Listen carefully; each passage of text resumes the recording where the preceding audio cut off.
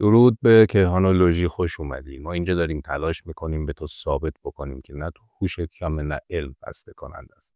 فقط معلمای من و تو بودن که خسته کننده بودن. جهان از روزی که زاده شده میدان نبردهای همیشگی و ناتمام بوده. نبردهای میان غولهای کیهانی. آسمون شب شاید آروم به نظر بیاد، ولی پشت اون سکوت داستانی از جنگ و ویرانی های خلقت. و هر ستاره‌ای که توی آسمون می‌بینی سربازیه در لشکر این جنگ‌های آسمان. جنگ‌هایی که میلیاردها سال ادامه دارن. داستانی از جنگ، ویرانی و آفرینش. دنیای ما یه جورایی شبیه میدون جنگ هست. کل دنیا پر شده از اتفاقهای مرگبار و پر از خشونت. همه چیز توی کهکشان‌ها به هم پیچیده. بکن یه دعوای افسانه‌ای بین خدایان یونان باستان، تایتان ها یا حتی ماهابهارات ها. و خب راستش رو بخوای با تمام اون اپیک بودن و عجیب غریب بودن اون داستان ها در مقابل برخوردهای کهکشانی هیچی نیستن. اینا برخوردهای بسیار شدیدی هستن که در نهایتشون فقط همیشه یک نفر باقی میمونه.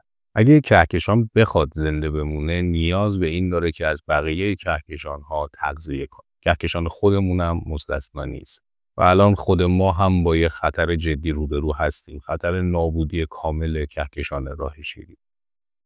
و همین جنگ هاست که دارن تعیین میکنن کهکشان ها چجوری به وجود میان، چجوری از بین میرن و چجوری تکامل پیدا میکنن. این نبردهای کهکشانی فقط تعیین نکردن که ما الان کجاییم، بلکه دارن بهمون میگن که در آینده چه بلایی قرار سرمون بیاد. تو سال 2018 اخترشناسا با استفاده از تلسکوپ فضایی گایا یه نقشه از کهکشانمون کشیدن. حرکتای 1 میلیارد ستاره رو بررسی کردن و متوجه شدن که بعضیاشون رفتارهای عجیب و غریب دارن. یعنی مدارهاشون خیلی عجیب و غریب بوده. بیشتر ستاره‌های راه شیری خیلی منظم دارن دور مرکز کهکشان میچرخن. ولی این ستاره‌ها انگار از جاهای دور اومدن. یه دوری میزنن و برمیگردن سر جای اولشون. یه جورایی مثل دنباله‌دارها عمل میکنن، با شدت میزنن به مرکز کهکشان. و وقتی حرکتشون رو دنبال بکنی یه شکلی هم مدارشون در میاد که خیلی شبیه شاید خنده‌دار باشه ولی واقعا مدار اینا شبیه حالا سوال اینه چی باعث شده که اینا همچین رفتاری داشته باشن؟ و قطعا یه اتفاق بزرگ پشت این ماجراست. ما فکر میکنیم که اینا تلفات نبردی در گذشته کهکشان راه شیری و یک کهکشان دیگه.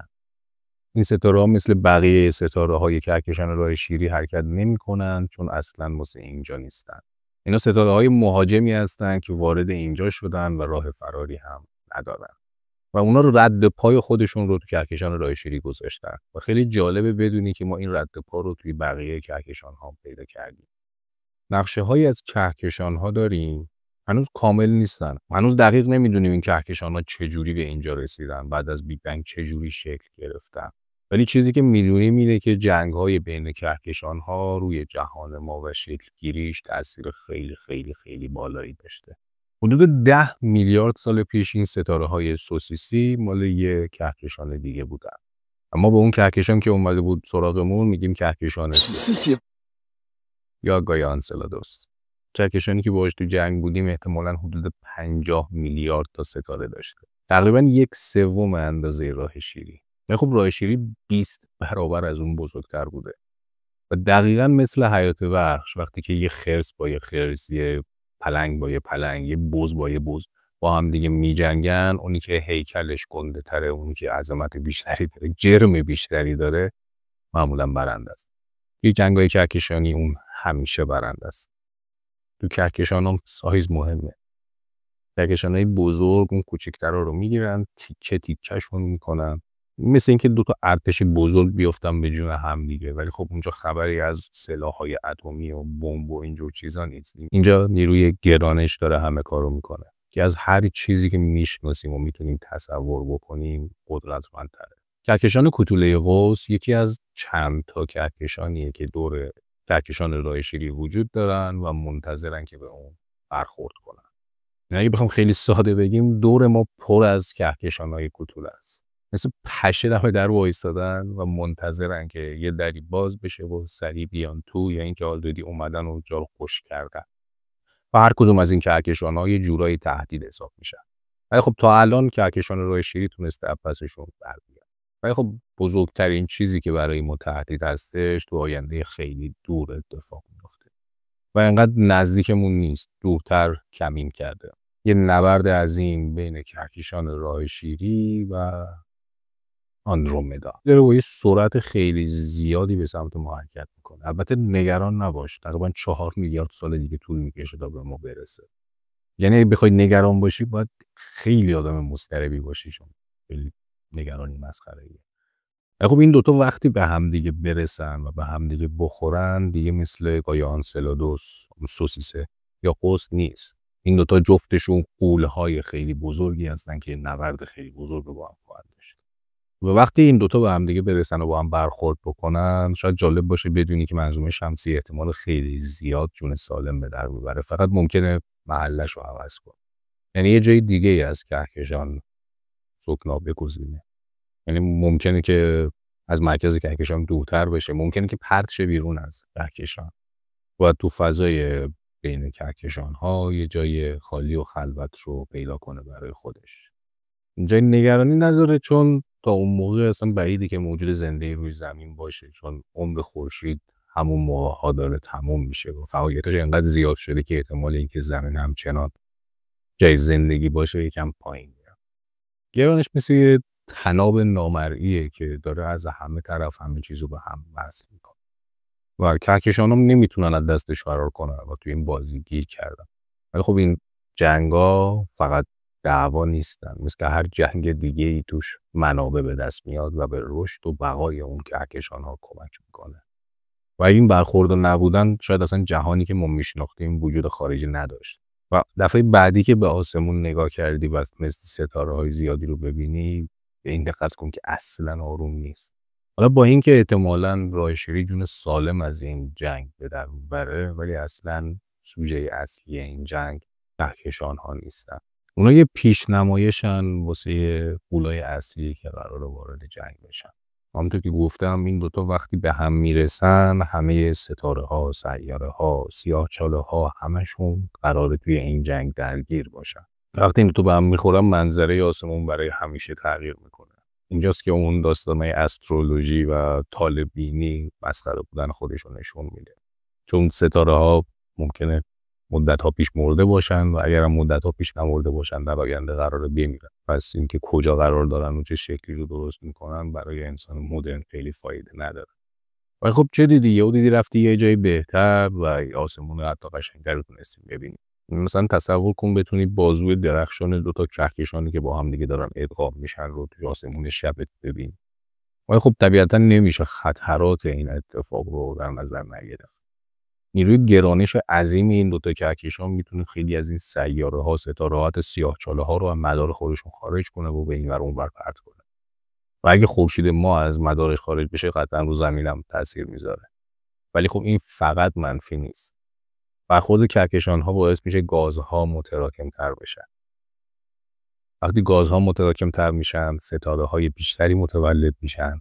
در نتیجه عمر کهکشان ها افزایش پیدا میکنه. راجع به این خیلی بیشتر توی این اپیزود صحبت کردم. شاید میلیاردها سال بعد از برخورد آندرومدا ستاره‌های جدیدی و یک کهکشان جدیدی شد. برای این حال ما هنوز چیز خیلی زیادی در مورد اونا نمی‌دونیم و اخترشناسا دارن تلاش میکنن با استفاده از شبیه‌سازی‌های کامپیوتری و داده‌های تلسکوپ‌ها یه تصویر واضح‌تری از آینده کهکشان خودمون به دست بیارن. ولی یه چیز قطعیه، جهان دائما در حال تغییره و این تغییرات توی مقیاسی اتفاق میافتن که شاید توی مخیله ما به این راحتی نمی‌گنجه. مثلا تو همین محله کهکشانی خود ما 3 تا کهکشان خیلی بزرگ هست، نزدیک 50 تا کهکشان کوچیک‌تر. مثلا ابر ماژلانی بزرگ و کوچیک که معروف تریناشون هستن دارن دور کهکشان راه شیری میچرخن. اینا دو تا کهکشان کوتولن، فقط هم از توی نیمکره جنوبی کره زمین میشه دیدشون. یه فاصله هم تقریبا 160,000 سال نوری از کهکشان راه شیری دارن میچرخن و قرارم بود توی همون مدار خودش بمونه. ولی خب تحقیقات جدید ما رو نگران‌تر کردن، چون متوجه شدیم که ابر ماژلانی مقدار زیادی ماده تاریک رو درون خودش داره و ماده تاریک هم همونطور که از اسمش معلومه یه چیزی که نمیشه دیدش، ولی چون جرم داره جاذبه ایجاد میکنه و این یعنی اینکه اندازه اون ابر ماژلانی در واقع 2 برابر چیزیه که ما تصور میکردیم. در نتیجه گرانشش هم به همون نسبت 2 برابر شده. و حالا که این اتفاق افتاده دیگه تبدیل به تهدید جدی شده، چون یواشکی از این ور اون ور نیرو جمع کرده. حالا دیگه قرار نیست فقط دورمون بچرخه، قراره بهمون حمله کنه و با سرعت 1.6 میلیون کیلومتر بر ساعت داره به ما نزدیک میشه. اون اب 1/10 کهکشان راه شیریه، ولی همینم میتونه ضربه بزرگی به ما بزنه. حدود 2.5 میلیارد سال دیگه این کهکشان قراره به راه شیری برخورد کنه و موقع عبور از دیسک کهکشان ما قراره خیلی چیزا رو به این ور و اون ور پرت کنه. حتی ممکنه به این بازوهای چرخشی راه شیری آسیب بزنه و ما توی یکی از همین بازوها هستیم. حالا سوال اینه که آیا ممکنه زمین هم توی این درگیری آسیب ببینه؟ اگه این ابر نزدیکی جایی که ما هستیم میخواد عبور بکنه، ما خیلی بدبخت میشیم. چون میتونه باعث بشه یه ستاره سیاره ها از کهکشان پرت شن بیرون. و چون سیاره ما به خورشید خیلی نزدیکه، واسه همین احتمالاً اگه خورشید به بیرون پرت بشه ما هم با اون میریم. و اتفاق خاصی نمیفته، فقط توی فضای بین کهکشانی یعنی خارج از یک کهکشان قرار میگیریم ولی نابود نمیشیم. ولی توی این حالت منظره شبمون بی نهایت تغییر میکنه. مثلا اگه به بالای این دیسک پرتاب بشیم، شبا وقتی به آسمون نگاه میکنیم دیسک کهکشان راه شیری رو میبینیم. یعنی جاهایی از کهکشان رو میبینیم که اصلا تا الان نمیتونستیم ببینیم. خیلی خفن میشه. ولی اگه خیلی بد شانس باشیم ممکنه مسیر حرکتی زمین به یه ستاره مهاجم برخورد کنه. چون اگه یه ستاره دیگه بیاد توی میدان جاذبه خورشید با هم دیگه درگیر بشن، اون موقع ممکنه که تعادل منظومه شمسی به راحتی به هم بخوره و ممکنه زمین از منظومه شمسی پرت شه تنها به بیرون و همه ی حیات از بین بره. نمیخوام دل و دماغتو خراب کنم، البته میگم این واسه مدت‌ها آینده است، ولی توی هیچ کدوم از این سناریوهایی که میتونه اتفاق بیفته تحت تاثیر همچین اتفاقی خیلی شرایط قشنگ نمیشه. راه شیری از کهکشان ابر ماژلانی بزرگ خیلی بزرگتره. در نتیجه برنده جنگ از همین الان معلومه، ولی به این معنا نیستش که قرار نیست آسیب ببینه. ولی خب اون تهدید اصلی همچنان وجود داره. کهکشانمون قراره در آخرین سنگر مقاومتش قرار بگیره. راه شیری برای میلیاردها سال همه رو زده. یعنی همینجوری کهکشان‌های کوچیک‌تر خودش رو نابود کرده و به خودش جذب کرده. ولی حالا قراره توی یه نبردی قرار بگیره که تا حالا نداشته. اون مدت هاست که میدونیم که این کهکشان داره به سمت ما میاد. ولی نمیدونستیم دقیقاً از کجا داره میاد و چطوری. و این نبرد یکی از خفن‌ترین و خشن‌ترین و محکم‌ترین نبردهایی هستش که در کیهان اتفاق افتاده. راه شیری توی عمر 12 میلیارد سالش همچین جنگی رو ندیده. احتمالاً حیوانی خیلی ترسیده. آندرومدا تقریباً هم قد و اندازه کهکشان خودمون. انگار دوتا بکسور خیلی قوی رو، نه این دوتا رو، ایشون فقط و یه نفر میزه ایشون بندازی تو رینگ. این دوتا جنگجو قدرت‌های گرانشیشون تقریباً یکسانه. هر کدومشون 1 تریلیون تا ستاره تو خودشون دارن. پس در نتیجه یه برخورد واقعاً دیدنی در راهه. شاید تو ویدیو قبلی دیده باشی که گفتم آندرومدا خیلی بزرگتر از کهکشان راه شیریه. دروغ چرا؟ منم تازه متوجه شدم که تحقیقات جدیدی که انجام شده این رو زیر سوال برده. ما همش داریم به اطرافمون نگاه میکنیم و خودمون رو با بقیه کهکشان‌ها مقایسه میکنیم. اونطور که به نظر میاد دوتاشون از همه بزرگترن، ما و آندرومدا. ولی خب کدوممون بزرگتره؟ قبلا فکر میکردیم آندرومدا، ولی الان داریم فکر کنیم شاید راه شیری واقعا بزرگتر باشه. شاید به نظرت بیاد که این یه اشتباه بزرگ مثلا از اخترشناسا بوده که این همه سال فکر میکردن آندرومدا بزرگتر از راه شیریه.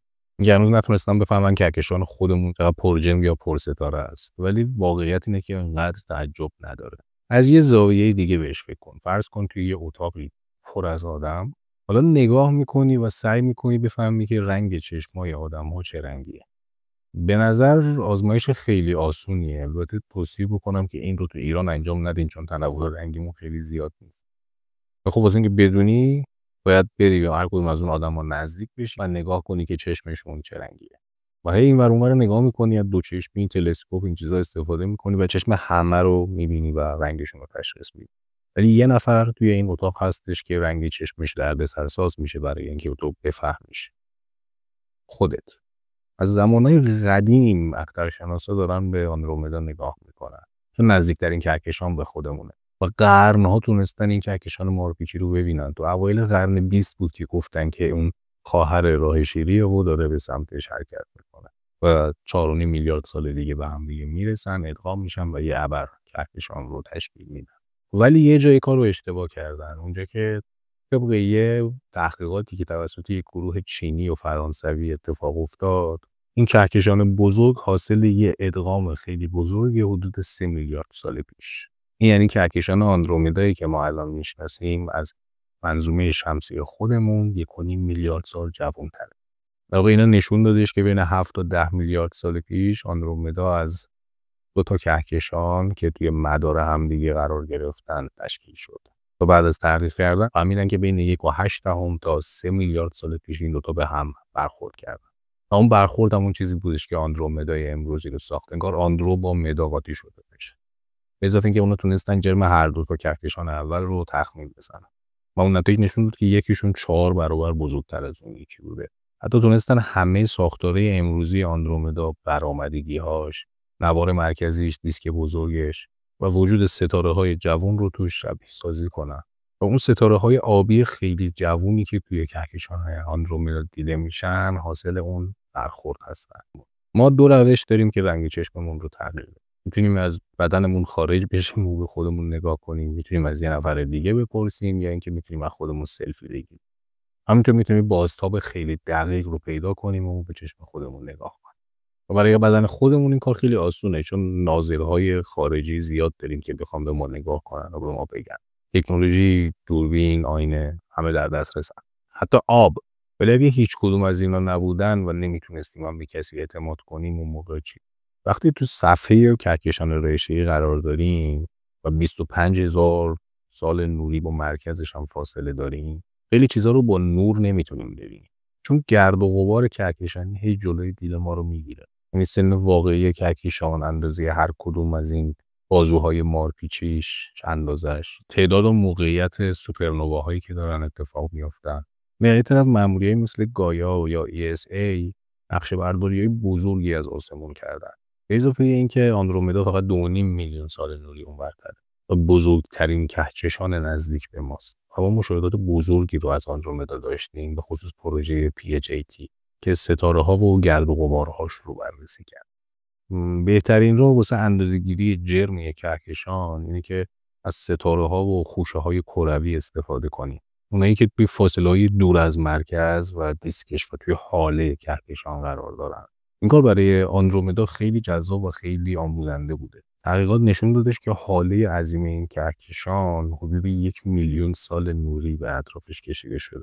و مقدار زیادی جرم شامل گاز، گرد و غبار و ماده تاریک رو درون خودش داره. واسه همین تخمین جرم آندرومدا بین 800 میلیارد تا 1.5 تریلیون جرم خورشیدیه. میگم خیلی وارد جزئیاتش نمیشم، ولی الان ترکیب داده‌هایی که از گایا و هابل به دست آوردیم به ما این امکان دادش که 46 تا از اون گوشه‌های کروی رو فاصله 130,000 سال نوری از زمین رو بررسی کنیم. اینجوری بتونیم جرم راه شیری رو با دقت بیشتری به دست بیاریم. نتیجه داده‌هایی که از گایا اومده جرم کهکشان راه شیری رو تقریباً 1.2 تریلیون جرم خورشیدی تخمین زده. ولی وقتی ترکیبش میکنی با داده‌های هابل این عدد میشه 1.5 تریلیون با خطای تقریباً 100 میلیارد جرم خورشیدی. و این با اینکه حالا تخمینه داره نشون میده که حداقل با بزرگترین تخمینی که برای آندرومدا زده میشه جرم برابری داره. و اگه این مشاهدات رادیویی آندرومدا درست باشه ممکنه کهکشان ما 2 برابر اون جرم داشته باشه. یه مقاله دیگه که اومدش و خیلی بهشم توجه نشد این بودش که میگفت اندازه دیسک کهکشان راه شیری ممکنه 170,000 سال نوری باشه. تخمین قبلی ما دور و بر 100,000 سال نوری بود. و حالا که اینجا رسیدیم مثلا چی باعث شده ما قبلا فکر کنیم آندرومدا از ما بزرگتره؟ یکی از اصلی ترین دلایل این بوده که آندرومدا با ما 2 میلیون سال نوری فاصله داره و به خاطر اندازه زاویه بزرگی که توی آسمون شب داره میشه به نظر میرسه که اون کهکشان بزرگتره. حالا ماجرای ماده تاریک چیه؟ همونطور که احتمالاً اگر تا الان دنبال کرده باشی فیزیک و یا این کانال رو، اینکه مقدار زیادی از جرم کهکشان ما رو ماده تاریک تشکیل چیزی که نمیتونیم مستقیما ببینیم یا باش برخوردی داشته باشیم ولی گرانش داره. تو آندرومدا حاله ماده تاریک خیلی بزرگه و واسه همین جرمش رو هم اصلا اکثرش اون تشکیل میده. تحقیقات روی راه شیری جدیدن نشون دادن که حاله ماده تاریک ما هم خیلی بزرگتر از اونی بودش که تصور میکردیم. حالا این اندازه‌گیری یک جرم کهکشان‌ها به چه درد میخوره؟ چون واقعا یه قرار نیست دعوا بدیم. اون به ما کمک میکنه بفهمیم که این کهکشان‌ها چجوری شکل گرفتن و چجوری تکامل پیدا میکنن و مثلا با اینکه بفهمیم کدومی که از اینا سنگین‌تره متوجه بشیم که آینده قراره چجوری رقم بخوره. با وجود این همه پیشرفت‌ها هنوز یه چیزایی رو راجع به کهکشان خودمون نمیدونیم. شکل دقیق این بازوهای مارپیچی و تعدادشون چقدره؟ حرکت‌های ارضی ستاره‌ها توی سراسر کهکشان دلیلشون چیه؟ حتی سن دقیق میله مرکزی کهکشان راه شیری هم توی سواله. حالا در نهایت کی میبره؟ آندرومدا یا راه شیری؟ در حال حاضر به نظر میرسه که از نظر جرم و وسعت راه شیری جلوتره. جنگایی که بین دو تا کهکشان با قدرت‌های یکسان اتفاق میفته خیلی نادره. همونطور که میشه تصور کرد خیلی پرآشوبه. چون وقتی این دو تا با هم دیگه نزدیک بشن و گرانششون با هم دیگه درگیر بشه، خبر خوبی واسه اون چیزایی که توی اینا هستن نیست. چون قراره که کل شکلشون تغییر کنه. اول برخورد کله به کله میشن. انگار توی جنگای باستانی هستی و هر کدوم یه پهلوان فرستادن که بجنگن. مثل نبردای شاهنامه، مثلا رستم و اسفندیار یا رستم و سهراب. و این برخورد کله به کله باعث میشه که سرعتشون کم بشه و دوباره به هم دیگه جذب بشن. در نهایت این دو تا کهکشان مارپیچی خیلی قشنگ هم دیگه رو تیکه و پاره میکنن و یه کهکشان بیزی از خودشون به جا میذارن و بعد از ادغام یه کهکشان جدید به وجود میاد. حالا سوال اینجاست اسم این کهکشان جدید رو چی بذاریم؟ چون به کهکشان راه شیری میگن میلکی وی، اسمایی که پیشنهاد شده میلکومدا هستش که فارسیش میشه شیرومدا یا آندروراه، همون آندرووی. ولی به نظر من اینا هیجان نداره. بیایم با هم دیگه کنار بیایم اسم این کهکشان جدید رو بذاریم ممرزا.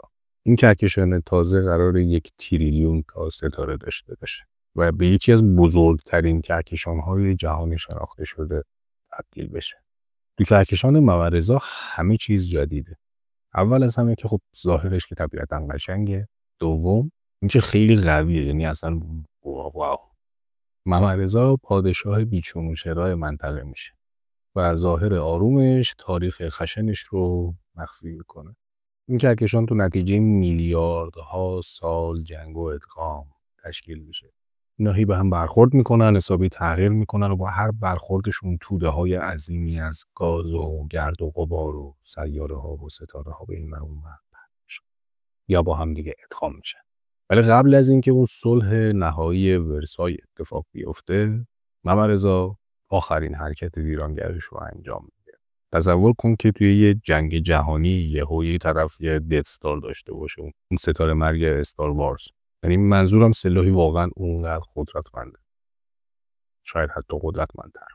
وقتی دو تا کهکشان بزرگ به هم برخورد میکنن یه اسلحه میسازن، اسلحه‌ای که توی سطح کیهانی نظر ویرانگری اولین پرتوی غولاسای مرگبار، یه پرتوی از مواد با سرعت خیلی بالا به هزاران سال نوری اونورتر شلیک میشه و این انفجارها پرتوهای عظیم رو از مرکز برخورد این کهکشان‌ها شلیک میکنن.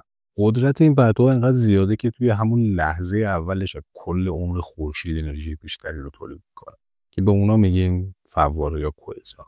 و اینا فقط یه اثر کوتاه مدت نمیذارن، این فواره میلیون ها سال پایدار میمونن و ساختارشون رو تا هزاران سال نوری اونورتر حفظ میکنن. مثل این میمونه که از اینجا مثلا یه فامیل داری تو آمریکا که عقلشون رسید اول انقلاب رفتن، یه شیلنگ از اینجا بگیری، مثلا اون تو لس آنجلس داره تو آتیش الان میسوزه، از اینجا مستقیم آب بریزی رو سرش رو خاموشش کنی. دلیل واقعی این که اینا چرا به وجود میان هنوز یه معما هست، ولی تو ماه ژوئن 2018 اخترشناسای هوایی چیز جذاب رو کشف کردن. یکی از همین فواره ها که برخورد کهکشانی به وجود اومده بود که اونا متوجه شدن که دو کهکشان تو کیهان به هم رسیدن و برخورد کردن و این فواره رو به وجود آوردن. وقتی کهکشان رو به هم برخورد میکنن توده های خیلی بزرگی از گرد و غبار و گاز و همه چیز به سمت اون سیاه چاله های ببخشید ابر سیاهچاله‌های مرکزشون هل داده میشن و اونام خب اشتهاشون زیاده، شروع میکنن به بلعیدن همه این مواد. ولی خب همه این گازا وارد سیاهچاله نمیشن. میدانه مغناطیسی اینا رو میاره به سمت قطب‌های سیاهچاله و اون از تو دوتا قطبش انقدر پر انرژی میشه و پر فشار میشه که به شکل این جت ها به بیرون پرتاب میکنه. اینجاست که اون اسلحه به وجود اومده. احتمالاً شنیدی که توی این اپیزودم راجع به اون صحبت کردم. اگه هنوز یه سوال بزرگ دیگه هم هست، چجوری اون کهکشان‌ها انقدر بزرگ شدن که کهکشان رایشلی بیششون بچه به نظر میاد؟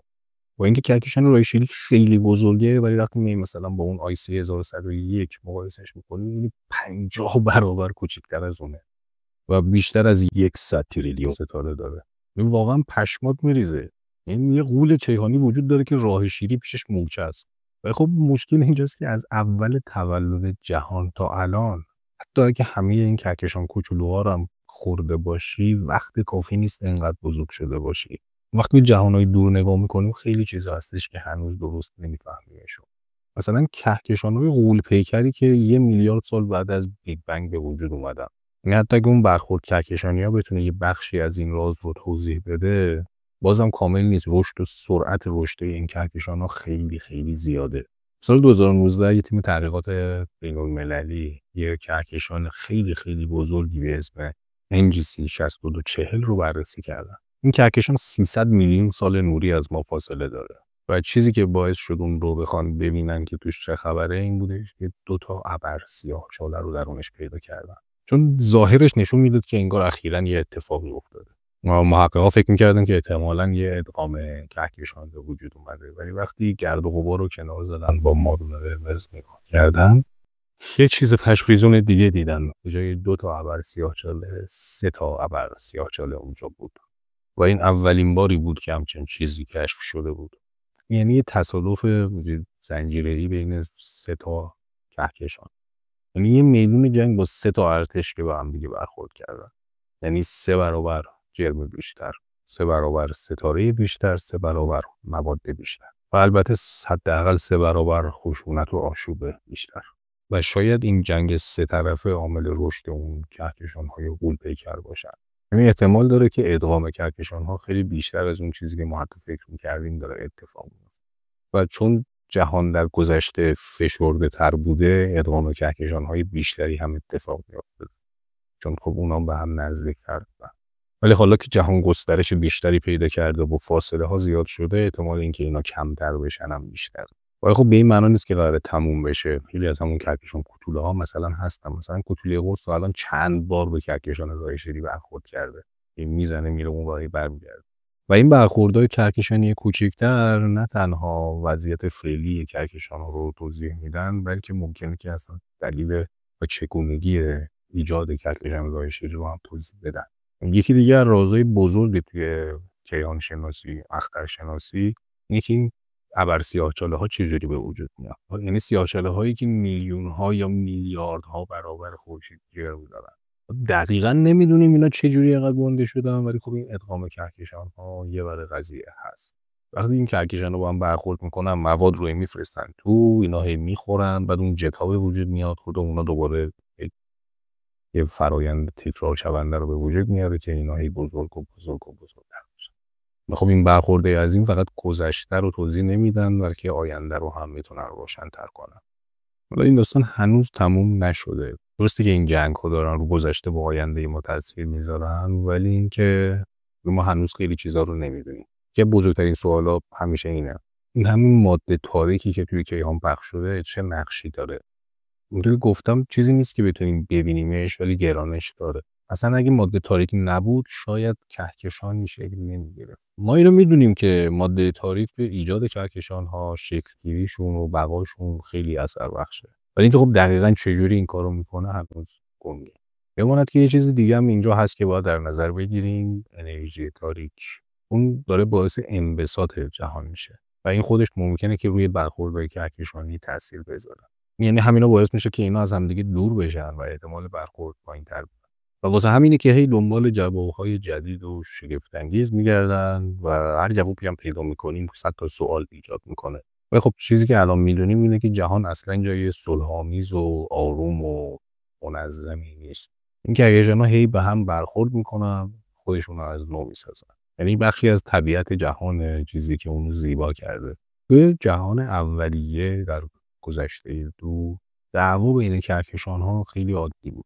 اینا هی به هم برخورد میکردن، هی گسترش پیدا میکردن و خب همیشه هم به نفع کهکشان‌ها نبود و خیلی بزرگ و بزرگ و بزرگتر میشدن و جرمشون بیشتر میشد، تبعش گرانششون بیشتر میشد و هی درگیر جنگ‌های جدید میشدن و هی بزرگ و بزرگ و بزرگتر میشدن. همیشه هم اینجوری نیستش که لزوما این جنگ‌ها به رشد کهکشان‌ها منجر بشه.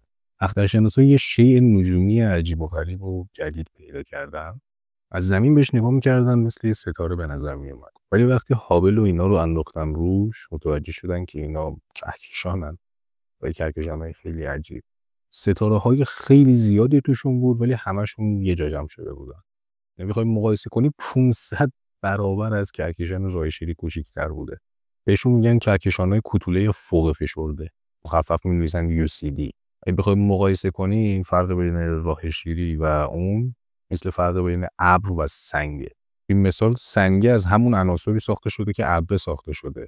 ولی خیلی فشرده تر. حالا این کهکشان‌های عجیب و غریب چی هستن؟